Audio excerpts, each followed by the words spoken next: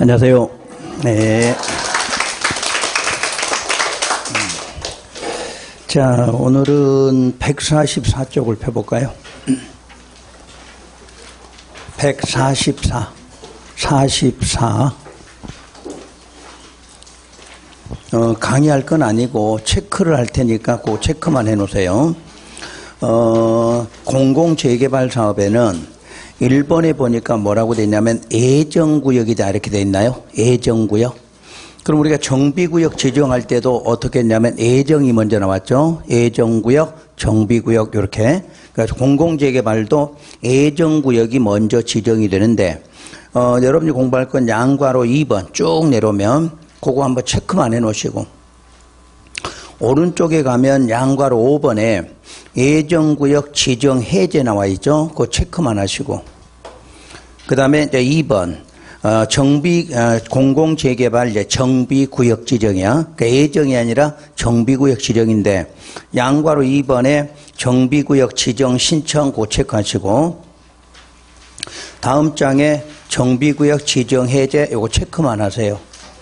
나중에 문제풀이 할 때 요거 할 거니까 요것만 그냥 체크해 두시고 아직은 보실 필요 없어요. 그냥 보실 필요 없고 뭐 체크만 해 두시고 그 다음에 3절 정비사업 시행은 제가 지난번에 쭉 해드린 거고요. 오늘은 바로 어디로 넘기냐면 151쪽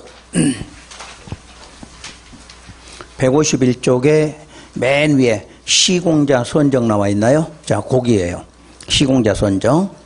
그러면 왜 이제 시공자 선정 문제가 나오냐면 여러분이 재개발, 재건축하면 일단 시행자가 누가 나오죠? 조합이 나오지, 조합. 그럼 조합이 혼자 사업해요? 시공자 지정해야 돼. 시공자 선정하겠지. 그거 말해, 지금. 건설회사 지금 선정하는 과정이야. 이 정도는 알으셔야 돼.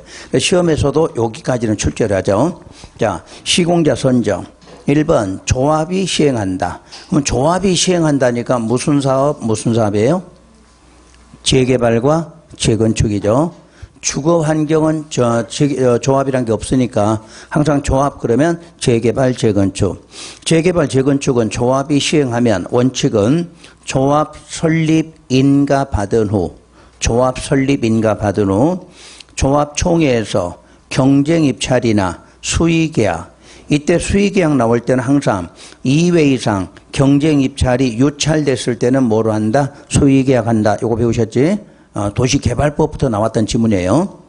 그래서 경쟁이나 수의계약 방법으로 선정 오른쪽에 자 누구로? 건설업자나 등록사업자를 선정하여야 한다. 이렇게 돼 있어.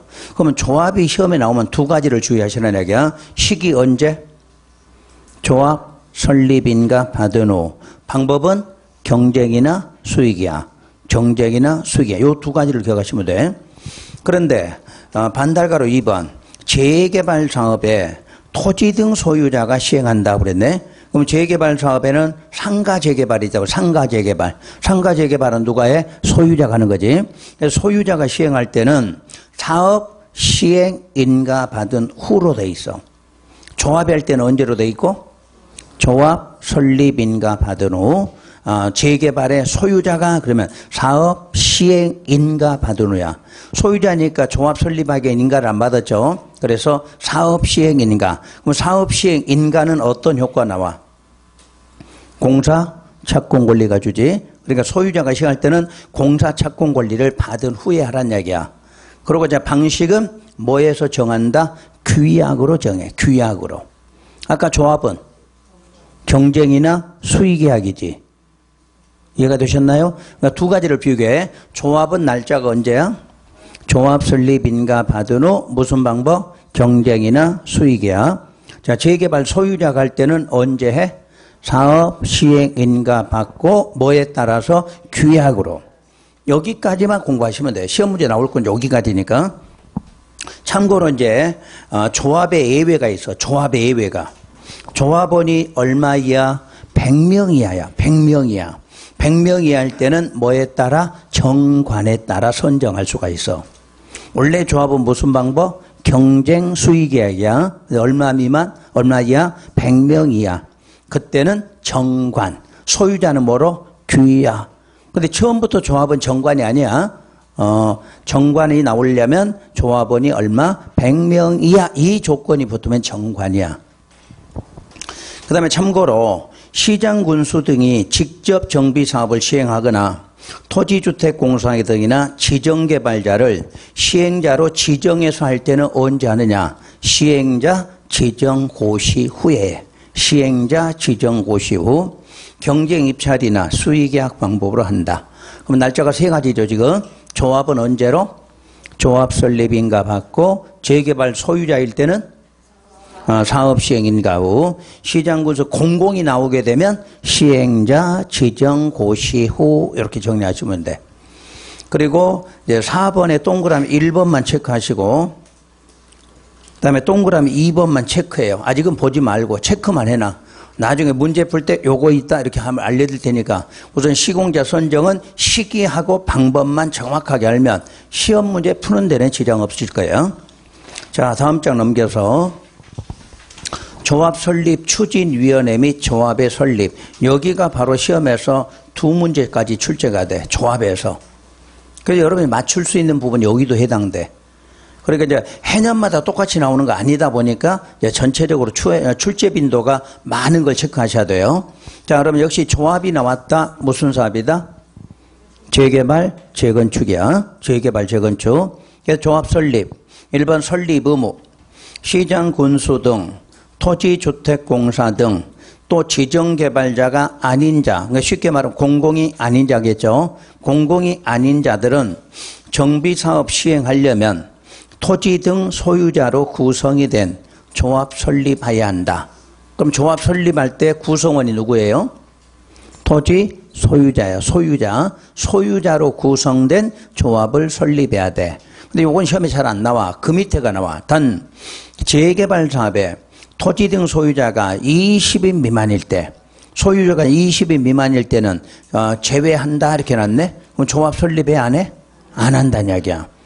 다시 말하면 상가 재개발. 상가 재개발이 소유자가 20인 미만이다. 그러면 조합 만들 필요 없다 그 말이야. 그럼 여러분 시험에서 모든 재개발 재건축은 조합 설립한다. 그럼 틀려. 재개발에서 토지 등의 소유자가 얼마? 20인 미만일 때는 조합 설립하지 않아도 된다. 요걸 주의하셔야 돼. 그 다음에 다른 법률에 없는 추진위원회라는 게 만들어져. 추진위원회. 보통 줄여서 추진위 이렇게 말하지. 추진위를 구성하는데 바로 시기가 정비구역 지정 고시 후야. 왜 정비구역 지정됐을 때 어떤 효과가 나왔죠? 정비구역 지정되면 지구단위 계획구역 또는 지구단위 계획이 되지. 그럼 어떻게 돼? 바로 사업할 수 있는 부분이죠. 그래서 정비구역 지정 고시가 되면 5명 이상 추진위원 및 운영 규정에 대해서 소유자 과반수 동의를 받아 시장군수 승인을 받는다 이렇게 말했어. 여기서는 추진위원회는 인가 받는 게 아니고 시장군수 뭐만 있으면 돼? 승인만 있으면 돼. 승인만.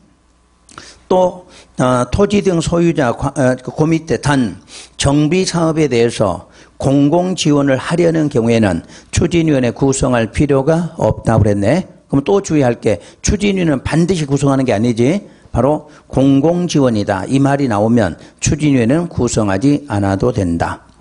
그 다음에 조합 설립 절차. 조합 설립 절차는 바로 이제 거기에서 추진위원회는 항상 동의를 얻어야 돼. 동의를 얻어서 조합 설립 인가 신청한다 이렇게 놨는데 바로 재개발 재건축 묶어서 거기가 바로 시험 문제야. 동의가. 여러분 시험에서 도시정비법은 요 동의는 한 번도 빠진 적이 없어. 시험에서. 반드시 나오는 동의야. 그래서 재개발과 재건축의 동의가 있는데 여러분이 숫자를 외워야 돼. 반드시 요거는.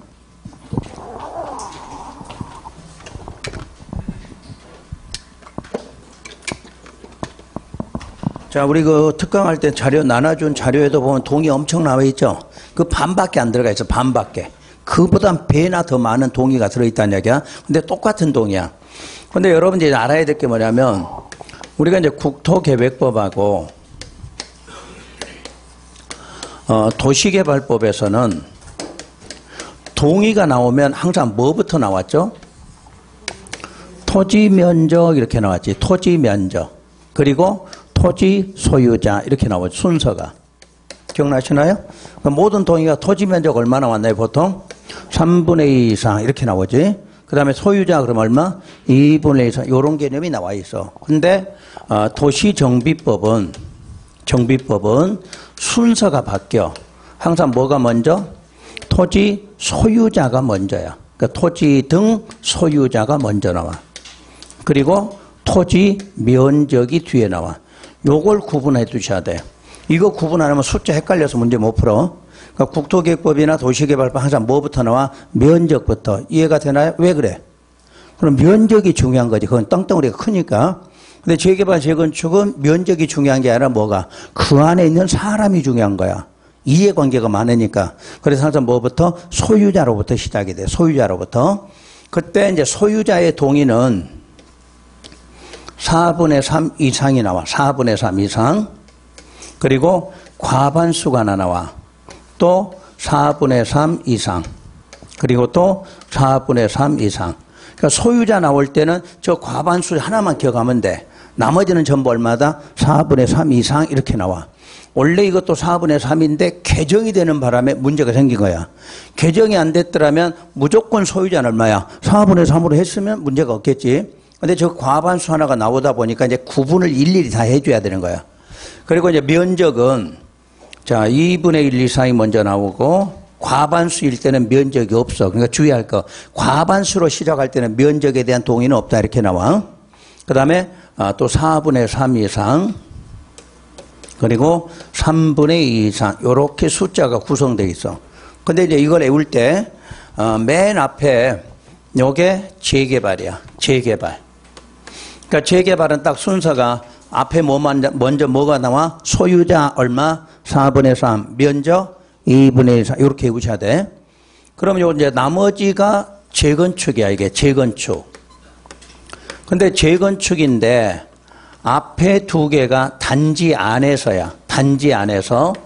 요거 나머지는 단지 외에서 이렇게 나와. 그러니까 시험장에서 단지가 나왔는지 단지가 아닌지를 먼저 또 구분해야 돼. 그래서 이제 단지가 나오면 먼저 각 동으로 시작이 돼. 그래서 각 동일 때가 뭐 나온다? 과반수. 그러니까 이것만 기억하면 돼. 각 동하고 나오면 얼마? 과반수. 면적 있어 없어? 없고 이렇게 해야 돼. 그 다음에가 전체가 나와. 그러면 전체일 때는 모두 얼마? 4분의 3, 4분의 3 이렇게 해야 돼. 그 이제 단지 외쪽 그러면 4분의 3, 3분의 2 이렇게. 그럼 여러분들 시험에서 가장 쉽게 해주는 거 요걸 줘. 재개발 줘. 그럼 이거는 간단하지. 4분의 3, 2분의 1로 끝나니까. 그러면 이제 가장 어려운 건 단지 안에 걸 주겠지. 단지 안에 거는 다 이게 동시만족이야. 여기까지가 다 맞춰져야 돼. 그러면 동의가 쉬워? 어려워? 엄청 어렵지. 그래서 재건축에 단지 안에서 일어나는 재건축이 막 30년, 40년 걸리는 이유가 이 동의 때문에. 이 동의가 안 맞으니까. 그럼 동의 좀 맞춰놓으면 또 어떻게 반대편에 또 뭐 만들어? 또 다른 데서 추진후에 또 하나 만들지. 그럼 또 거기서 뭐 받아? 또 동의 받아. 그러다가 이제 뭐 법적 분쟁이 생겨. 분쟁 생기면 어떻게 돼? 그 소송 끝날 때까지는 사업 못 하는 거지. 그래서 굉장히 어려워져. 그러니까 이 과정이 시험에 내릴 수밖에 없는 이유가 현실적으로 어렵고 이 동의가 다 받아야만 사업을 하기 때문에 이 문제를 내. 우리가 이제 재개발은 재건축보다는 쉬워. 왜냐하면 동네 재개발이 들어가면 그거는 서로 이해가 잘 맞는데 요 재건축 단지 안에서는 아파트지. 아파트 몇 세대 있었던데 그거 재건축하려니까 문제가 엄청 많지. 그래서 이런 동의가 필요해요. 그러니까 외우는 방법은 이렇게 외우든 여러분 나름대로 다른 방법으로 외우든 어떻게든 외우셔야 돼. 근데 내가 볼 때는 이렇게 외우는 게 가장 좋더란 이야기야. 자, 다시 소유자 그러면 일단 전부 얼마로 봐? 4분의 3을 딱 보는데 뭐일 때만 과반수 나온다 이렇게 하면 재건축 단지 안에서 뭐 나올 때 각동 이것만 뭐다? 과반수. 그걸 딱 머릿속에 넣으면 돼. 그럼 그거 아닐 때는 모두 얼마다? 4분의 3 이상이다. 이렇게요. 그 이제 면적 외울 때 단지 안에서 과반수일 때는 면적이 있어 없어? 없고 전체 그럼 어떻게 나와? 4분의 3, 4분의 3 이렇게 나오지? 그거 먼저 구분을 딱 하면 돼. 그리고 이제 재개발은 면적은 2분의 1이고 단지 외쪽은 끝에가 3분의 2다. 왜 4분의 3은 갖기로 했으니까 이런 식으로 외워야 돼. 요거 외워서 오늘 집에 가시면 그 문제 딱 한번 풀어봐. 그러면 다 풀어져. 그럼 여러분 시험에서 매년 이 동의에 대해서는 한 문제를 줘. 그러면 여러분들이 맞출 수 있는 건 한 문제죠. 이렇게 하면 한 문제 맞지. 그러니까 재개발, 재건축 요 시험 문제 풀 때는 가장 기본적으로 맞출 수 있는 문제가 몇 개 나오면 그것만 맞추시면 되지. 여러분들이 그 이상 하면 해도 못 맞춰. 왜 해도 어차피 어려워서 문제 풀지도 못하고. 여러분 재개발, 재건축 요거 두 개만 갖고 시험 문제 보는 게 아니기 때문에 상당히 어려워요. 그러니까 일단 요거는 반드시 맞춘다 하고 정리하시라는 이야기야. 자, 그러면 고기 문제 보시고, 그리고 이제 동의를 받았어. 그럼 네 번째 뭐를 개최하라? 창립총회를 개최.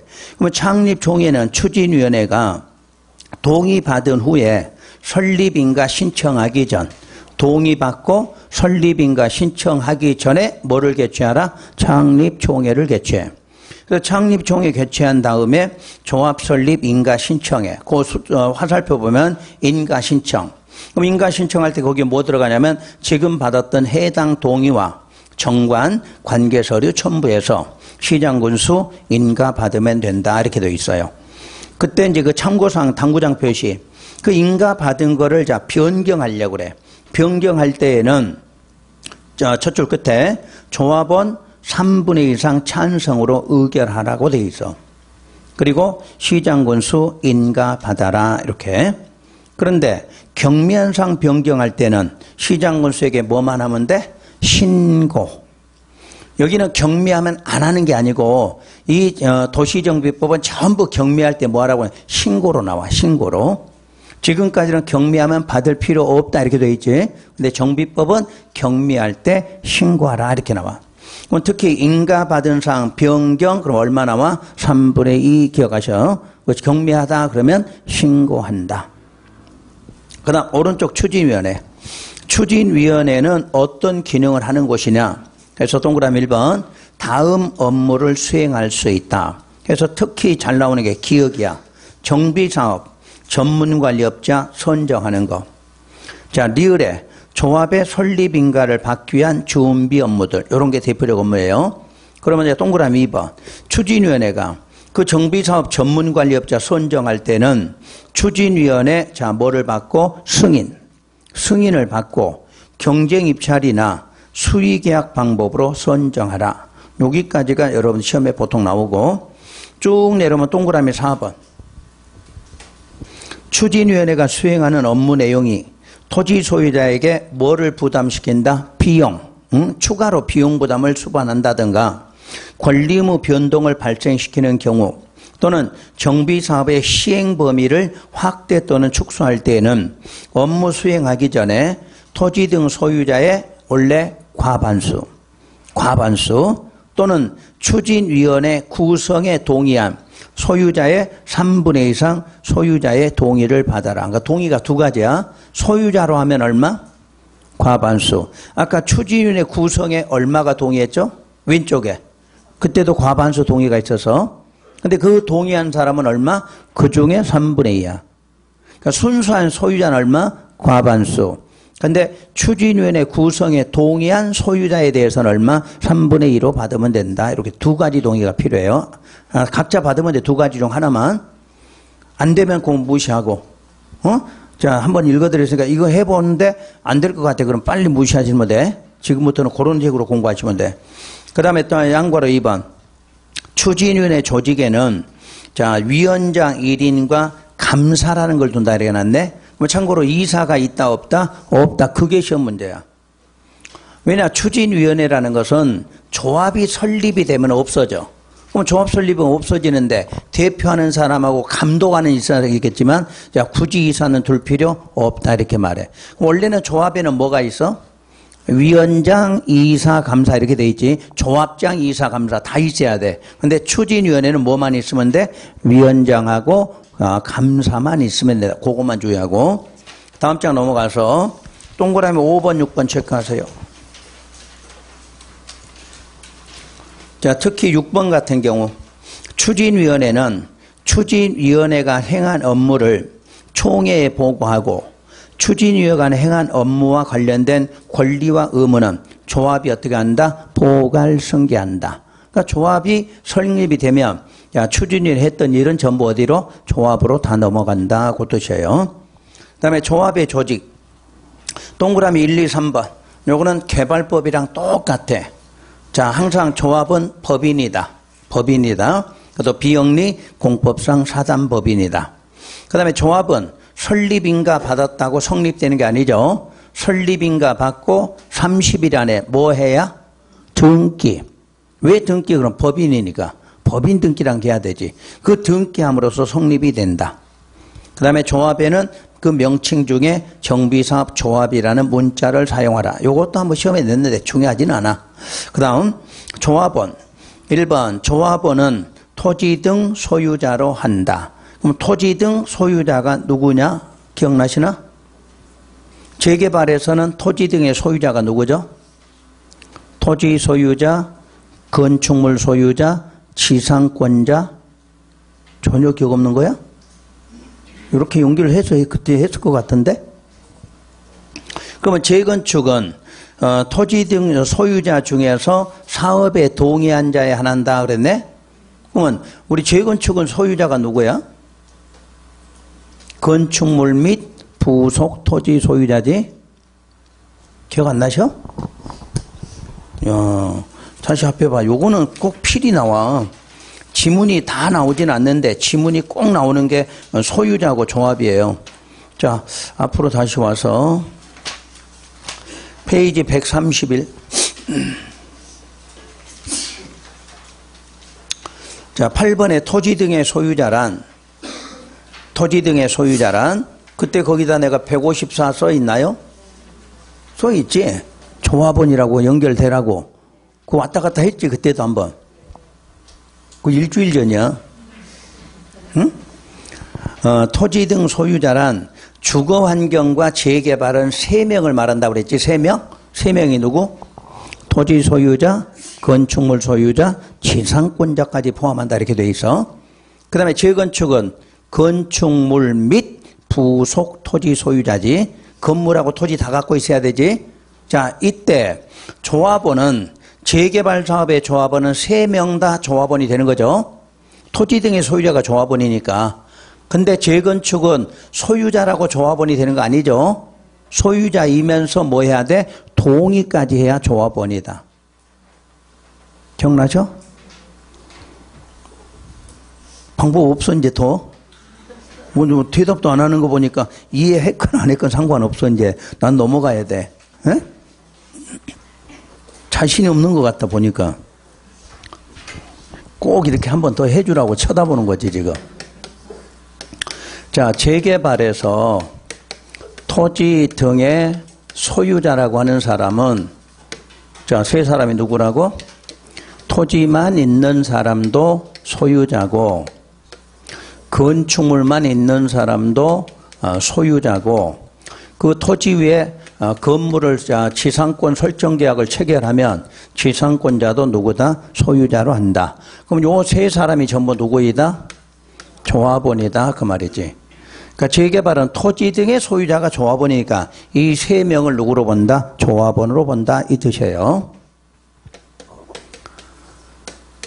그러면 재건축에서는 토지 등의 소유자가 누구예요? 그러면 그때는 항상 건축물 및 플러스 무슨 토지? 부속 토지까지.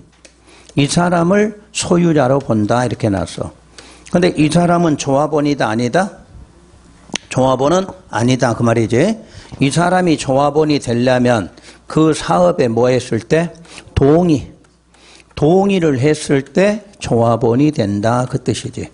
이쪽은 동의했건 안 했건 무조건 뭐다? 조합원이죠. 그래서 제가 옛날에 이렇게 한번 말했어. 시험에서 조합원 물을 때 재건축만 소유자이면서 뭐가 필요하다? 동의가. 그럼 그거 아닐 때는 전부 소유자는 그냥 조합원이다 이렇게 설명했죠. 우리가 도시개발법도 소유자가 뭐야? 소유자가 조합원이죠. 그러니까 항상 요거 하나만 기억하면 돼. 재건축은 소유자이면서 뭐 했을 때 사업에 동의해야 조합원이고 나머지는 무조건 소유자는 무조건 뭐로 본다? 조합원으로 봐. 이때 재건축에는 지상권자 있다 없다? 그래, 정 안 되면 이거라도 기억하라 그랬지. 재건축에는 무슨 권이? 지상권이 없어. 그럼 여러분 시험에 맨날 주는 게 뭐야? 재건축에 딱 지상권 들어가 있어. 답에는. 근데 이렇게 알려주면 또 공부 안 할까 봐서 말 안 했는데 정 이것도 못 외우고 갔어. 그러면 재건축에는 무슨 권이 없다? 지상권 없다. 그거라도 하나 반드시 외우시란 이야기예요. 자, 그 다음에 동그라미 2번. 다음에 해당할 때에는 그 여러 명을 대표하는 한 명을 조합원으로 본다. 이렇게 해놨네. 한 명으로 보는 경우. 자, 오른쪽 기억. 소유권과 지상권이 여러 명의 뭐가? 공유라는 말 알겠죠?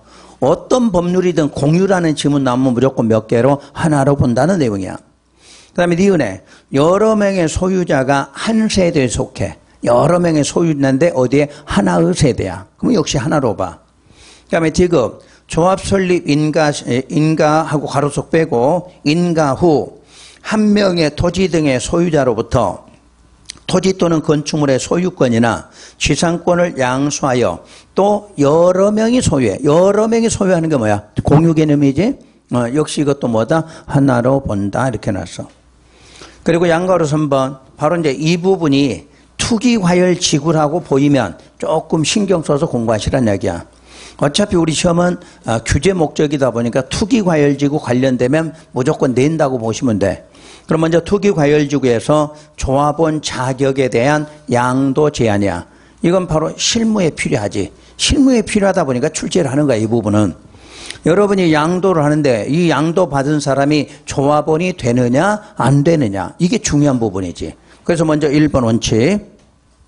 투기과열지구로 지정된 지역에서 기업 재건축. 재건축은 조합 설립 인가 후야. 그 다음 재개발은 관리처분계획 인가 후야. 전혀 다르지? 자, 조합 설립 인가 후하고 관리처분계획 인가 후는 기간상으로 따져도 몇 년의 차이가 생겨. 혹시 관리처분계획 인가되면 무슨 권 나와? 입주권이나 분양권 나오지? 그러니까 앞으로 공부할 때 그걸 해야 돼. 사업시행인가? 그럼 공사 착공권리야. 관리처분계획인가? 그러면 입주권, 분양권 이렇게 공부를 하셔야 돼. 그래서 재건축은 조합 설립인가 후고 재개발은 관리처분계획인가 후예요. 그 후에 해당 정비사업의 건축물이나 또는 토지를 양수 우선 괄호 빼고 양수한 자는 조합원이 될 수 없다 그랬어. 그럼 그 전에 양수해야 된다 그 말이겠지. 조합원이 되고 싶거든. 재건축은 언제? 설립인가 받기 전에 해야 돼. 그다음에 재개발은 그보다 늦은 관리처분계획 인가 전에 양수하면 조합원이 돼. 분명히 구분했죠. 이게 실무에서도 여러분들이 앞으로 직접 가서 실무하다 보면 꼭 필요해. 재건축 조합원이냐 재개발 조합원이냐 하는 것은 시기가 다르다는 거야. 자, 재건축 언제? 조합 설립 인가 후부터는 양수 받아도 조합은 안 돼. 자, 재개발은 관리처분계획 인가 후에는 양수 받아도 조합원이 안 된다 그 말이야. 그럼 그 전에 하면 된다 이렇게 공부해야 되겠죠.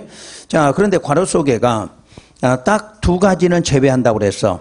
상속과 이혼. 상속 이혼으로 인해서 양도 양수의 경우는 제외하니까 그때는 그거 기간 상관없이 조합원이 될 수 있다. 요 내용이겠네. 그런데 이번에 왜? 양도인이 다음에 해당하는 경우 양도인으로부터 건축물이나 토지를 양수한 자는 그러하지 않는다. 이 사람은 조합원이 되는 수도 있다 그 말이야. 그러면 또 알아야 될 게 조합원이 되는 경우란 기업, 세대원. 세대원의 근무상 생업상의 사정이나 질병치료 취약 결혼 등으로 세대원이 어떻게? 모두 세대원 모두가 어디로 이전한다 이렇게 나와. 세대원 모두가. 두 번째 상속으로 취득한 주택인데 세대원이 어떻게 해야 돼? 모두가 가야 되겠죠. 또 디귿의 세대원 모두가 해외 이주하거나 세대원 모두가 2년 이상 해외 체류야. 해서 해외 장기 체류 그러면 2년 이상을 말해. 그래서 기역부터 디귿까지 디귿까지는 여러 군데 나와. 나중에 주택법에 보면 전매 나오죠. 전매. 그럼 전매도 허용하는 경우가 어떤 경우? 세대원 모두가 이게 나와야 돼. 또 주택 상환사채. 주택 상환사채에서도 자, 양도가 안 되게 돼 있어. 근데 양도할 수 있는 경우가 바로 요 경우가 돼. 그러니까 세 군데를 기억하셔야 돼. 자, 기억, 니은, 디귿 묶어서 전매, 그 주택 상환사채, 중도 상환 시기가 이렇게 돼 있어. 그러니까 이것도 시험에 한 번쯤 어디든지 나오게 돼 있어. 아마 여러분들 기출문제 보면 이런 말이 중간중간 자주 나와. 왜? 세 군데가 적용이 돼. 세 군데가 이게. 그리고 리을은 이제 실무할 때 꼭 필요한 게 새로 신설한 거야. 요 경우는 너무 불합리한 경우도 있다 하는 게 바로 여기야. 바로 1세대 1주택자야. 정말 열심히 살고 열심히 해서 집 하나 마련했는데 어쩔 수 없이 매매를 하려고 하는데 조합원이 안 되면 너무 불합리하다. 그래서 요거 하나 인정해 주자 해서 예외가 1세대 1주택자로서 양도하는 주택에 대한 소유기간과 거주기간이 다음에서 정하는 기간 이상이면 그때는 조합원 인정해 주겠다 해서 자, A번 소유기간 얼마? 10년, 거주기간 5년. 이 사람이 양도했어. 그 양수 받으면 뭐 된다? 조합원 될 수 있어. 요거는 이제 실무에 가면 또 필요하겠지. 기억, 니은, 디귿은 누구나 해당되는데 리을에 대해서는 1세대 1주택자야. 1세대 1주택자도 자, 소유기간이 얼마? 10년 이상. 거주기간 5년 이상이면 요거를 양도하면 그 양수 받은 사람도 뭐가 될 수 있다? 조합원이 될 수 있다. 해년마다 나오는 지문 중에 여기 나올 거예요, 이게. 그리고 이제 쭉 내려오면 동그라미 3번. 사업 시행자는 위 1, 2에 따라 조합원의 자격을 취득할 수 없는 경우, 조합원이 되면 입주권이 나오겠지, 입주권이. 그럼 조합원이 될 수 없으면 입주권이 나와, 안 나와? 안 나오지. 분명히 내가 사서 들어갔는데 조합원은 아니란 이야기야. 그때 토지 또는 건축물 또는 그 밖의 권리를 취득한 자는 그 문장 뭐 해줘라? 손실보상하라. 자, 손실보상 밑에다 청산 이렇게 쓰면 돼. 청산. 그러니까 여러분들이 조합원으로부터 조 안에 못 받았거나 그 후에 받았거나 이러면 조합원이 안 되지. 안 되면 나는 집 사갖고 갔는데 집도 안 나오고 아무것도 못 나오는데 뭐 해줘라? 돈으로 계산해주는 방법이 필요하다 해서 이 부분이 필요하죠. 그 다음 장 넘겨서 민법 준용 그거 읽으면 되고 그 다음에 토지 등 소유자의 동의 방법. 그래서 동의는 우리가 앞에서도 동의 이런 걸 많이 배웠는데 바로 여기 한 번으로 끝내면 돼. 그 동의는 다음에 대한 동의는 자, 그 다음 줄 서면 동의야. 서면 동의. 서면 동의서에 토지 등 소유자의 자, 뭐를 적고 성명을 적어. 그리고 지장을 날인하는 방법. 지장이 뭐야? 손도장 찍는 방법. 그리고 신분증명서 사본 첨부하면 돼. 자, 앞으로 동의 받아라 그러면 서면동이야. 서면동인데 어떻게 하라고? 이름 적고 손도장 찍고 자, 사본 증명서 사본 첨부하는 것이 바로 동의다 그 뜻이에요. 근데 쭉 내려오면 예외. 토지 등의 소유자가 해외에 장기 체류해. 아까 얼마? 2년 이상. 또 법인이야. 법인일 때 이런 경우는 불가피한 사유가 있다고 시장군수가 인정하면 토지 등 소유자의 뭐를 찍어야 돼? 인감도장을 찍어. 인감도장. 그리고 서면 동의서에다 인감증명서를 첨부해야 돼. 그럼 원래 이 예외가 옛날에는 원칙이었어. 원칙. 근데 지금은 예외로 바뀐 거야.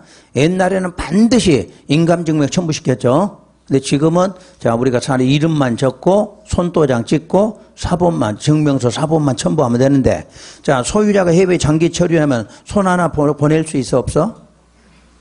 손 못 보내잖아. 어? 그러니까 뭘로? 도장으로 해라 그 말이야. 도장. 근데 또 위조할 수 있으니까 뭐도 인감증명도 첨부하라 이렇게 나온 거지 순서가. 그 다음에 동그라미 3번 서면 동의서를 작성할 경우 재개발 재건축 사업의 설립 동의에 해당하는 때에는 시장군수 등이 검인한 서면 동의서를 사용해야 되며 검인을 받지 않는 서면 동의서는 그 효력이 발생하지 않는다. 그럼 이만큼 동의 받았는데 거기가 전부 뭐로? 검인 동의서가 있어야 돼. 이거 없으면 또 무효가 되는 거다. 그 뜻이에요. 그 다음에 쭉 내려오면 반달가로 3번. 동의의 철회나 반대 의사 표시. 동그라미 1번 안전진단 요청 및 토지 등 소유자의 동의의 철회나 또는 반대 의사 표시의 시기는 다음 기준에 따른다. 해서 기억. 동의의 철회나 반대 의사 표시는 인허가 등을 신청하기 뭐하면 전. 모든 반대나 동의의 철회는 언제까지? 전. 인허가 받기 전까지 하면 된다. 근데 니은에 기억에도 불구하고 다음의 동의는 최초로 동의한 날부터 30일까지만 철회할 수 있도록 한다. 해서 A, B 두 개 기억하셔야 돼요. A, B. 정비구역 해제에 대한 동의가 있고 바로 B. 조합 설립에 대한 동의야. 다른 거 몰라도 B는 알아야 되겠지? 조합 설립에 대한 동의는 인가 받기 전에 철회한다. 그러면 틀려. 요거는 언제로 돼 있다? 최초 동의한 날로부터 30일까지만 철회할 수 있어. 그러면 여러분 시험에 지금 철회가 시험에 많이 나와 있죠. 앞으로 주의할 게 요걸 주의하시라는 이야기야. 다른 거 몰라도 조합 설립에 대한 동의는 인가 받기 전까지 철회하는 게 아니에요. 요거는 뭐 한 날로부터? 최초 동의한 날부터 30일까지만 철회 기간을 두고 있다. 그 다음에 동그라미 3번 동의의 철회나 반대의 의사표시는 굵은 것만 읽을게요. 도달한 때와 통지한 때 중에서 언제 빠른 때 효력이 발생해. 그러니까 시험장 가서 혹시 이거 나오거든. 그냥 두 가지 찾아. 도달한 때, 그 다음 뭐한 때, 통지한 때. 그 중에 빠른 거. 날짜가 나올 수 있어. 날짜가. 그 날짜 나오면 무조건 헷갈리지 말고 두 개 단어. 뭐하고 뭐한 때, 도달한 때라는 지문 나올 거고 통지한 때라고 지문 나오면 그 중에 뭐한 때, 빠른 때 효력이 발생한다. 쭉 내려와서 7번. 정관의 작성과 변경. 1번. 조합은 일정 사항이 포함된 뭐를 작성? 정관. 모든 조합이란 게 정관이 필요해. 그리고 2번. 시도지사가 표준정관을 작성 보급해. 이게 개정사항이야. 옛날에 표준정관은 국장이었어. 국장. 근데 시도지사로 바뀌었어요. 만약 중개사법 같으면 당연히 나오는 시험 문제지. 중개사법 같으면. 근데 공법은 일단 바뀌었다 내가 이렇게만 했고. 자, 동그라미 3번. 조합이 정관을 변경하려면 총회를 개최해야 돼. 다른 말로 하면 대의원회가 대행할 수 있다 없다? 없다 그 말이지. 조합의 정관은 총회 의결만을 거쳐야 돼. 그래서 조합은 과반수 찬성으로 시장군수 인가받아야 돼. 자, 정관 변경 조합은 과반수 찬성으로 시장군수 인가받아. 이건 안 나와. 그 밑에가 나와. 다만 조합원의 자격, 또 조합원의 제명 탈퇴 교체, 또 조합의 비용 부담, 조합의 회계, 정비사업비 부담 시기, 시공자, 설계자 선정 및 계약서에 포함된 내용은 조합원 얼마? 3분의 1 찬성. 굵은 글씨가 뭐야? 조합원 자격이죠. 다른 거 못 읽어도 그거 하나만. 자, 원래 정관 변경은 얼마의 찬성? 과반수 찬성. 조합원 자격 나오면 얼마? 3분의 2 찬성이 있어야 돼. 다 못 읽어도 조합원 자격 기억하시면 돼. 8번 조합의 임원. 조합의 임원은 동그라미 1번부터 4번까지인데 다른 법률과 달라. 다른 점이 뭐냐면 조합은 다음 요건을 갖춘 조합장 1명, 이사, 감사의 임원을 돼야 돼. 이 경우 조합장은 선임일부터 관리처분계획 인가를 받을 때까지 정비구역에서 거주하여야 한다. 이렇게 놨어. 요게 신설이 된 거야. 옛날엔 조합장은 그런 자격은 필요 없어. 근데 지금은 언제부터 언제까지는 선임되면 인가 받을 때 관리처분 인가 다시 뭐 나올 때까지 입주권 분양돈 나올 때까지는 거기에 거주해야 돼. 근데 옛날에는 요 규정이 없으니까 조합원이 제일 먼저 알죠. 조합장이 인가 받는 날짜 제일 먼저 알아. 그럼 제일 먼저 팔아먹고 나가지? 그런 거잖아. 그러니까 지금부터는 조합장 되고 싶거든. 다른 사람 입주권, 분양권 나올 때까지는 꼼짝 말고 거기 살고 있어라. 그 뜻이야. 요게 조합장의 요건이에요. 그러면서 다음 요건이 뭐냐? 기억. 정비구역에서 거주하고 있는 자로 선임일 직전 3년 동안 정비구역 내 거주기간이 1년 이상일 것. 요건 누구를 말해? 요건 모든 임원이야. 조합장은 첫 번째 요건은 뭐였고? 선임에서 관리 처분 인가될 때까지 계속 거주해야 되고, 기역, 니은 이런 것들은 모든 임원이야. 모든 임원. 이사가 되든 감사가 되든 모든 임원들은 이 요건을 갖춰야 돼. 자, 거주를 하되 선임일 직접 몇 년 동안? 3년 동안. 거주기간 얼마? 1년 이상은 돼야 돼. 그래야 임원이 될 수가 있어. 니은에 정비구역에 위치한 건축물이나 토지를 5년 이상 소유하고 있어야 돼. 그 다음에 2번, 임원의 이사와 감사의 수는 기역, 조합에 두는 이사의 수는 3명 이상으로 하고 감사의 수는 1명 이상 3명 이하로 한다. 다시 이사는 몇 명? 3명 이상. 감사는 1명에서 3명 이하로 해. 다만 소유자가 100인을 초과하면은 그때는 이사의 수를 몇 명? 5명 이상으로 해. 그럼 여러분 시험에 나온 게 100인 이하일 때 이렇게 나왔어. 100인 이하일 때 몇 명? 최소 3명이지. 인원 상관없이 이사는 무조건 얼마? 3명 이상. 100인 초과하면 5명 이상이야. 그러니까 우리는 그 숫자를 그대로 주는 게 아니고 반대로 주는 거야. 100인 이상일 때 5명 이상. 그러면 100인 이하에도 몇 명? 3명 이상은 돼야 된다. 이렇게. 그 다음에 동그라미 3번. 자, 임원이 있는데 총회 의결을 거쳐 조합 임원의 선출에 관한 선거관리위원회라는 걸 위탁한다. 요즘은 하도 부정이 많으니까 뭐가 있다? 선거관리위원회를 둬. 4번 조합의 임원은 임기는 몇 년? 3년 이하로. 그리고 연임할 수는 있어. 연임할 수 있다. 자, 나머지는 이제 오른쪽 건너가서요. 9번 임원의 직무. 임원의 직무 1, 2, 3번. 요거는 모든 법이 공통사항이죠. 개발법도 똑같고 정비법도 내용은 똑같아. 이 내용은. 그러니까 반드시 구분하고. 그 다음에 10번 임원의 결격 사유 및 해임. 항상 조합원은 결격 사유가 없는 거죠. 뭐만? 임원에게만 결격 사유가 있어. 여기는 또 하나가 전문조합 관리인이라는 게 있는데 알 필요는 없고 일단 조합과 전문조합 관리인에게는 결격 사유가 있는데 5가지 결격 사유가 있다. 동그라미 2번 임원이 다음에 해당할 때 당연 퇴임한다. 그 말은 니은에 자 보면은 기억에 결격 사유 나오죠. 바로 임원이 결격 사유에 해당하면 어떻게 한다? 당연 퇴임해. 개발법은 다음 날로 돼 있지. 다음 날. 그거는 항상 구분해야 돼. 개발법은 다음 날에 퇴임을 해. 근데 이 정비법과 주택법은 당연 퇴임이야. 사유 발생되면 그 날짜로 퇴임이 돼. 개발법은 언제? 다음 날이야. 그러니까 같은 법률이나 다른 법률에 따라서 그 차이점이 있는 이런 것들만 구분하고 있으면 돼요. 그 다음에 동그라미 3번 퇴임된 임원이 퇴임 전에 관여한 행위는 효력을 잃지 아니한다. 이건 모두 같아. 그리고 4번 조합 임원의 해임. 조합 임원의 해임은 조합원 10분의 1 이상의 요구로 소집된 총회에서 과반수 조합, 과반수 출석과 출석 조합은 과반수 동의로 해임한다 그래서 이런 거는 뭐 굳이 안 내고도 돼. 대신에 임원의 해임은 조합원 얼마? 10분의 1 이상 요구로 소집이 되고 있다. 그리고 출석한 사람 얼마? 과반수가 출석해야 되고 그 출석한 과반수 동의가 있어야 된다. 이런 개념이니까. 자, 다음 장에 가면 총회 소집. 총회 소집은 동그라미 4번이 출제가 한번 됐지. 동그라미 4번이.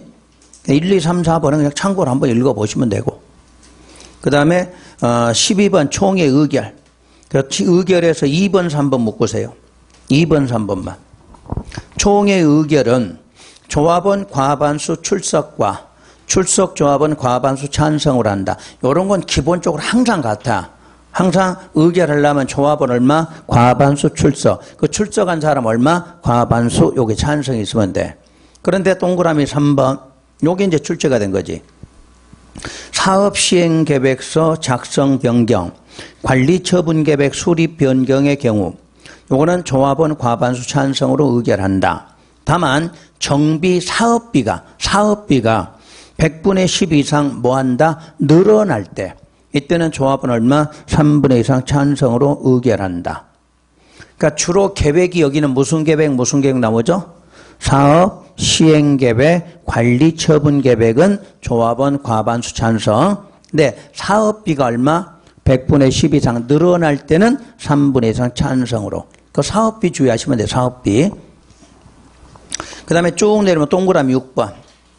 총회의 의결은 조합원 10분의 1 이상이 어떻게 출석해? 직접. 그 직접에다 동그라미야. 직접에다.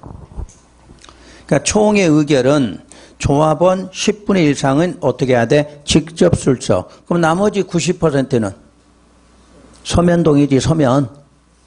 그러니까 너무 서면동의라면 문제가 생기니까 최소 얼마는 10분의 1 이상은 직접 출석해야 된다. 그 말이야. 근데 그걸 내는 게 아니고 오른쪽 거 내 또. 다만 창립총회나 사업시행계획이나 관리처분계획 이런 것들은 자 얼마? 100분의 20이 직접 출석해야 돼. 항상 우리는 원칙을 안 내 시험에서. 원래는 100분의 12 이상 10분의 1이 10%라고 쉽게 하면 돼. 10%가 직접 출석한다. 그런데 창립총회라든가 사업시행계획이나 관리처분계획에 대해서는 얼마? 100분의 20 출석한다. 그러고 딱 외우면 되고. 그 다음에 13번 대의원회. 조합원의 수가 100명 이상인 조합원 대의원회를 두어야 한다고 그랬지? 개발법은 어떻게 됐죠? 개발법은 50명 이상일 때 두어야 한다야 둘 수 있다야? 둘 수 있다 이렇게 되어 있지? 뭐 이제 그만 내도 될 것 같은데 계속 나와 이거는. 왜 양쪽을 여러분들이 구분하고 있느냐 문제니까. 항상 대의원에 나오면 어디든지 하나는 나와. 어디든지. 개발법 나오든가 정비법 나오든가. 개발법은 50인 이상일 때 둘 수 있는 거고 여기는 100인 이상은 두어야 한다. 2번 대의원회는 조합원 중에서 선출한다. 3번 조합장이 아닌 조합 임원은 대의원이 될 수 없다. 이것도 시험에 엄청 응용을 하지. 그럼 조합장은 대의원이 될 수 있다지. 이사감사는 대의원이 될 수 없다 그 말이야. 그럼 조합장이 아닌 임원이 누구야? 그 이사감사잖아. 자 다시 임원이 누구예요? 임원이? 조합장, 이사감사지. 근데 조합장이 아닌 임원은 대의원이 될 수 없잖아. 그러면 누구는 되고? 조합장은 대의원이 되고 이사나 감사는 대의원이 안 되고 그거야. 그걸 해석해서 출제한 거지. 그런 걸 잘 봐야 돼. 그 다음에 4번 대의원회는 조합원 10분의 1 이상으로 하되 조합원 10분의 1이 100명을 넘으면 또 얼마로 한다 이래 나오는데 이런 거는 볼 필요 없어. 어차피 시험에 내지 않을 거니까. 그런데 5번 총회 의결 사항 중 다음에서 정하는 사항을 제외하고는 총회의 권한을 대행할 수 있다지. 그러면 있다는데 기역부터 미음까지는 대행할 수 있다 없다. 이거는 없다지. 이걸 제외하고 대행한다고 그랬으니까. 이해가 되시나요? 이건 무조건 별표해놔. 동그라미 5번은. 개발법 안 나오지? 그럼 반드시 여기다 정비법에 대해 올려놔. 그러면 정비법하고 개발법의 공통사항이 세 가지가 있어. 공통사항. 바로 기역, 정관 변경. 니은, 임원의 선임해임. 미음의 조합의 합병 해산. 요 세 가지는 개발법도 똑같죠. 그러니까 공통적인 걸 많이 내. 공통적인 걸. 자, 정관 변경, 임원의 선임해임, 또 조합을 합병하고 해산하는 거. 이거 중요사항이야, 경매. 이게 중요사항이지. 그러니까 중요사항이니까 대행할 수 없고 총회의 의결만을 거쳐라. 이런 뜻이 돼. 그리고 이제 중요할 거, 기역에 보면 좀 밑줄이 빠져 있는데요. 정비사업 전문관리업자 선정, 여기도 밑줄 하나 그어놓고. 그리고 지금 잘해야 돼. 관리처분계획 수립 및 변경을 지우세요. 관리처분의 수립 변경을 지워. 거기다 뭘로 쓰냐면 정비사업비 변경. 정비사업비 변경으로.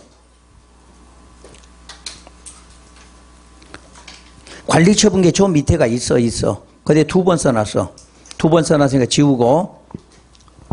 야, 그 자리에다 뭘 써라고요? 정비사업비. 사업비의 변경. 이것도 대행할 수가 없어. 사업비 변경은. 그러면 디귿 리을에 보니까 계획 두 개 나와 있나요? 사업 시행 계획, 관리 처분 계획. 자, 그럼 이제 다시 니은부터 다시 볼게요. 임원의 선임과 해임은 대행할 수 없죠.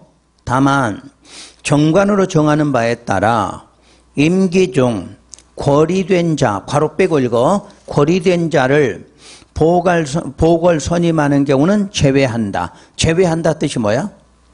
대행할 수 있다야. 대행할 수 있다. 그러니까 임기 중 권리된 자는 임원 중에서 권리된 자는 보궐 선임할 수가 있어. 그 보궐 선임을 뭐 할 수 있다? 대행할 수 있어. 근데 다시 괄호소 누구는 제외? 조합장은 제외. 그럼 조합장은 보궐 선임할 수 없다 그래야지. 대행할 수 없다 그래야지. 그럼 누구는 보궐 선임을 할 수 있어? 이사감사. 이거 응용해서 이걸 다 내는 거야, 시험 문제가. 다시 임원의 선임과 해임은 대행할 수 있다 없다? 없다. 그런데 임기 중 뭐가 됐다? 고리가 된 자는 보궐 선임을 하는데 조합장은 대행할 수 없고 이사감사는 보궐 선임을 대행할 수 있다. 이렇게 되겠죠. 되나요? 다시 한번. 조합의 임원은 선임이나 해임을 대행할 수 있다 없다? 대행할 수 없다. 근데 임기가 있는데 임기 중에 나 그만두겠다고 고리가 된 거야. 그때 조합장은 보궐선임도 대행할 수가 없지만 이사나 감사는 보궐선임을 대행할 수 있다. 요 뜻이야. 그 다음 미음에 조합의 합병해산도 대행할 수 없다. 그런데 완료로 인한 해산의 경우는 제배니까 완료로 인해서 조합이 해산되는 건 뭐 할 수 있다? 대행할 수 있다. 그러니까 요 대행만 갖고도 시험 문제를 엄청 많이 내지. 그러니까 한꺼번에 내면 좋은데 지문 한 개씩만 갖다 쓰니까 여러분들이 어려운 거야. 한꺼번에 대행할 수 없는 거 이렇게 물으면 다 찾는데 지문 하나에 대만 딱딱 한 번씩만 내거든 이게. 그러니까 요 총에 대행할 수 없는 사항 요거는 하나하나 좀 신경 써 공부하시도록 하고 주민 대표이나 다음 장에 뭐 토지 등 소유자 전체 요거는 알 필요 없어요. 우선 요까지 해놓고 쉬었다가 163페이지 참고사 소유자 수 동의 산정 방법 나와 있죠? 쉬었다 여기도 해드릴게요.